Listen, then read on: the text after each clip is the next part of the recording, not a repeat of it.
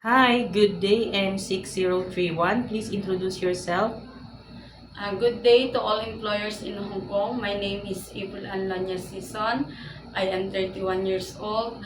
I'm happily married with two girls, one 13 years, mother of two girls, one 13 years old and one 9 years old.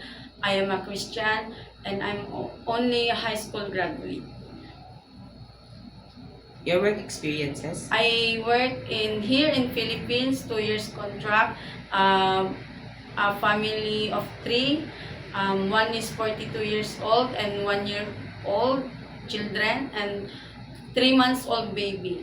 I do cleaning, iron, washing, but I look for the baby. Okay. And also I go to Saudi from August 2021 to July 2025. I serve the family member of 5. They are all adults. I do also cleaning, washing, ironing, general cleaning like that. Then I took care of pet cat. Okay. Since I saw that you have experience taking care of a newborn baby here in the Philippines, also 1-year-old baby, right? So you know how to prepare a milk for a newborn, right? Yes. Okay. If the baby is crying, what will you do? We'll check his temperature, maybe it was hungry. Then his diaper to see if there's a pee or Okay. And if the baby doesn't stop to cry after you do all that things, what will you do? I will call the attention of the employer to check the baby if doesn't stop to cry. Okay. Why do you want to work in Hong Kong? Because I want to build a house, then to look for my future and future of my children, and Hong Kong is the safest place and high salary. Okay. And how long do you want to work in Hong Kong? My contract is 2 years, but my employer want me to stay as long as she want. I will stay. Okay. Do you have any idea how to prepare Chinese food? I know, but I am willing to learn Oh. learn to cook. Okay, and how will you learn to cook?